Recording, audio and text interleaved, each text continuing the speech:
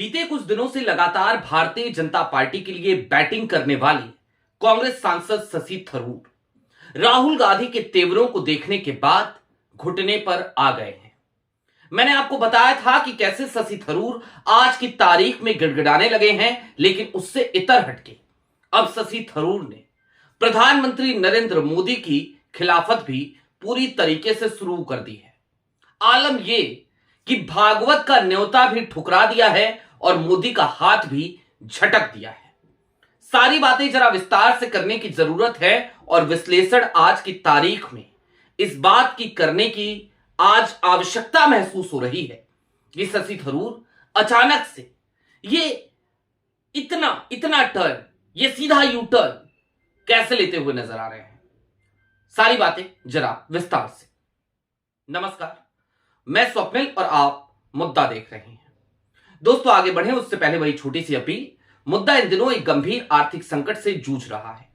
एक तरफ हमारे मेन बैंक अकाउंट बीते कई महीनों से फ्रीज चल रहे हैं, तो दूसरी तरफ हमारे 2.5 साल पुराने चैनल को हमसे लंबे समय तक छीन कर रखा गया था। ऐसे में डे टू डे ऑपरेशंस में आज की तारीख में मुद्दा को काफी मुश्किलों का सामना करना पड़ता है। लिहाजा आपसे गुजारिश है, यदि आप चाहें, यदि आप सक्षम हो तो छोटी छोटी मदद मुद्दा की जरूर कीजिएगा। इसके लिए आप स्क्रीन पर दिख रहे क्यूआर कोड या फिर के नीचे दिख रहे यूपीआई नंबर का इस्तेमाल कर सकते हैं। अब आगे बढ़ते हैं और सबसे पहले आपकी स्क्रीन पर एक खबर है एनडीटीवी की। यह खबर आपको क्या बताती है? शशि थरूर ने एक जगह पर जाने से इनकार कर दिया, एक सम्मान को लेने से इनकार कर दिया और वो भड़कते हुए नजर आए। मामला क्या था? माजरा क्या था? दरअसल एचआरडीसी के जरिए आज की तारीख में, जिस तारीख में आप ये वीडियो देख रहे हैं, शशि थरूर को एक सम्मान मिलना था। यह सम्मान वीर सावरकर के नाम पे था। यह सम्मान शशि थरूर को आज नॉमिनेट किया गया था, लेकिन थरूर ने इस बात से सिरे से इनकार कर दिया कि उनको इस बारे में, इस बाबत कोई जानकारी नहीं है। इतना ही नहीं, शशि थरूर ने एक ट्वीट भी किया। वो ट्वीट अब आपकी स्क्रीन पर है। थरूर ने इस सम्मान का प्रतिशोध करते हुए, इस सम्मान पे अपनी नाराजगी जाहिर करते हुए लिखा, I have come to know from media reports that I have been named a recipient of the Veer Savarkar Award, which is to be presented today in Delhi. I only learned about this announcement yesterday in Kerala, where I had gone to vote in the local self-government elections. There in Thiruvananthapuram, responding to media queries, I had clarified that I was neither aware of nor had accepted such an award, and it was irresponsible on the part of the organizers to announce my name without my having agreed to receive it. Despite that, today in Delhi, some media outlets continue to ask the same questions. Therefore, I am issuing this statement to clarify the matter. In the absence of clarifications about the nature of the award, the organization presenting it, or any other contextual details, the question of my attending the event today or accepting the award does not arise. Shashi Tharoor को आज की तारीख में ये सारी बातें क्यों लिखनी पड़ी? शशि थरूर आज ये सारी बातें कहने को क्यों मजबूर हो गए? और मैं आपको यह भी बता दूं कि ये जो अवार्ड आज शशि थरूर को मिलना था, इस मंच पर राजनाथ सिंह की भी मौजूदगी है।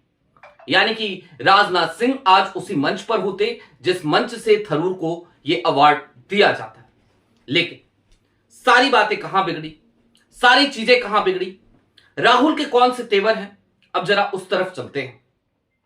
मैंने आपको इंटरनल सोर्सेज के हवाले से एक खबर शायद 2 दिन पहले बताई थी और मैंने आपको बताया था कि सोनिया गांधी के घर पर जो बैठक हुई उसमें कर्नाटक पे भी चर्चा हुई, उसमें संसद के भीतर किस तरीके से आगे बढ़ा जाए इस पे भी चर्चा हुई, लेकिन चर्चा इस बात पर भी हुई कि थरूर साहब का करना क्या है।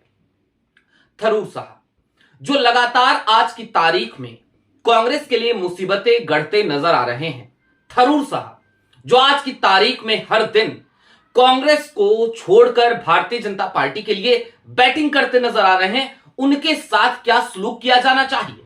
और इस पर कांग्रेस के आला कमान के साथ साथ कांग्रेस के बहुत सारे नेताओं का एक ही मत था, बहुत सारे सांसदों का एक ही मत था कि थरूर आज की तारीख में आउट ऑफ कंट्रोल हो चले हैं। थरूर उस राह पर निकल पड़े हैं जहां से उनकी वापसी की कोई संभावना नजर नहीं आती। कुल मिलाकर कांग्रेस ने यह मंत्रणा कर ही ली थी कि अब थरूर साहब को कांग्रेस पार्टी से बाहर का रास्ता दिखाना ही पड़ेगा, यह एक मजबूरी है।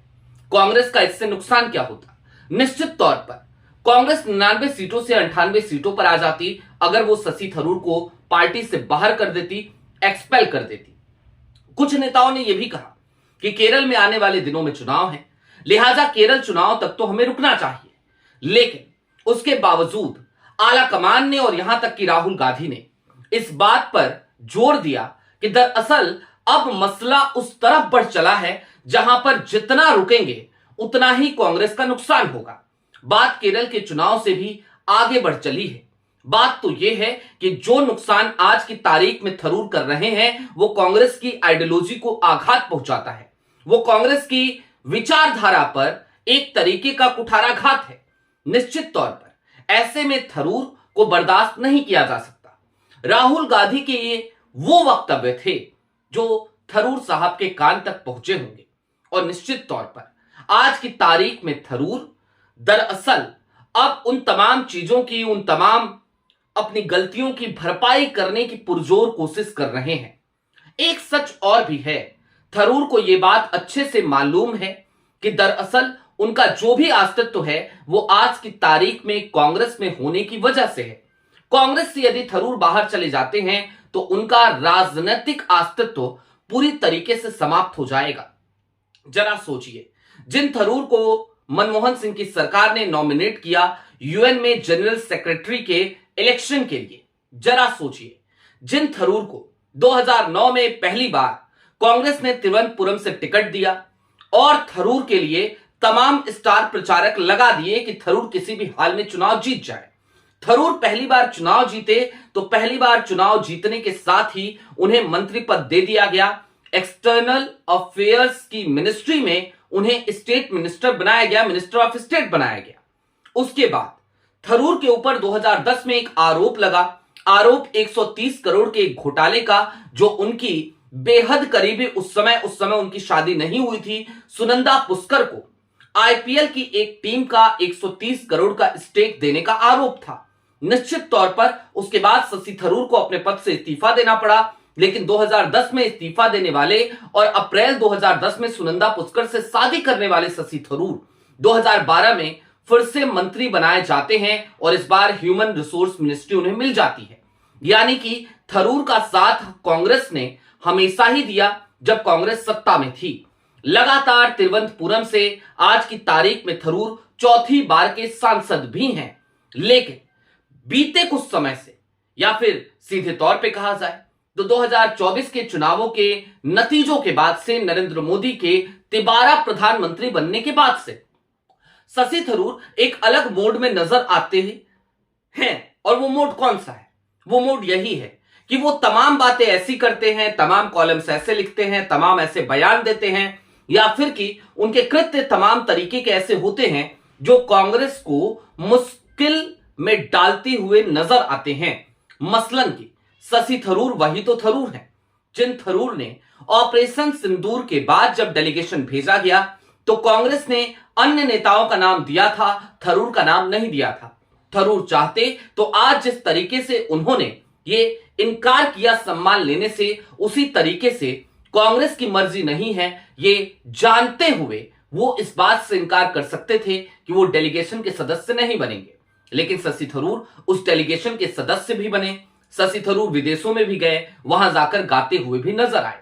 इतना ही नहीं, हालिया दिनों की बात, पुतिन आते हैं, देश के नेता प्रतिपक्ष यानी कि राहुल गांधी और राज्यसभा में नेता विपक्ष यानी कि मल्लिकार्जुन खड़गे, दोनों को ही निमंत्रित नहीं किया जाता, शशि थरूर को निमंत्रित किया जाता है। पूरे देश में इस बात पे बवाल मचा हुआ था, राहुल गांधी खुद इस बात की शिकायत कर चुके थे। उसके बाद भी शशि थरूर उस न्योते को ठुकराते हैं, माफ कीजिएगा अपनाते हैं, और वो राष्ट्रपति भवन पहुंच जाते हैं। पुतिन के साथ डिनर करते हैं राष्ट्रपति भवन में। जो डिनर था पुतिन के सम्मान में, उसमें थरूर शामिल हुए थे। यानी कि वो हर बार अपने ही नेतृत्व को नाराज करते हुए नजर आ रहे थे और उनको लग रहा था कि ये तो डेमोक्रेटिक पार्टी है, एक ऐसी डेमोक्रेटिक पार्टी जिसमें इतना ज्यादा आंतरिक लोकतंत्र है कि पूछिए मत।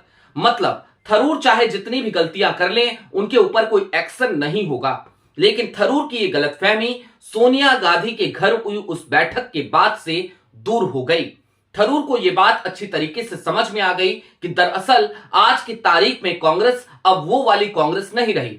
आज की तारीख में कांग्रेस सोनिया गांधी की कांग्रेस से कहीं ज्यादा आगे बढ़कर राहुल गांधी की कांग्रेस हो चली है और राहुल गांधी ऐसे किसी भी शख्स को बर्दाश्त करने के लिए तैयार नहीं है जो पार्टी के संगठन, पार्टी की विचारधारा, पार्टी के आइडियोलॉजी के खिलाफ जाकर किसी भी तरीके का काम कर रहा हो।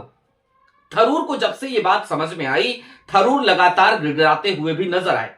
हमने आपको बताया था कि थरूर ने एक ट्वीट करते हुए इस बात का ऐलान किया था कि वो केरल जा रहे हैं और इतना ही नहीं, उन्होंने केरल में जो निकाय चुनाव चल रहे थे उनको लेकर मलयालम में एक वीडियो जारी करते हुए वहां के तमाम मतदाताओं से यूडीएफ के पक्ष में, जो वहां पर कांग्रेस के नेतृत्व में गठबंधन चलता है, जैसे कि बिहार में महागठबंधन, उसी तरीके से वहां पर केरल में यूडीएफ है, उस यूडीएफ के पक्ष में मतदान करने के लिए मतदाताओं से अपील भी की थी।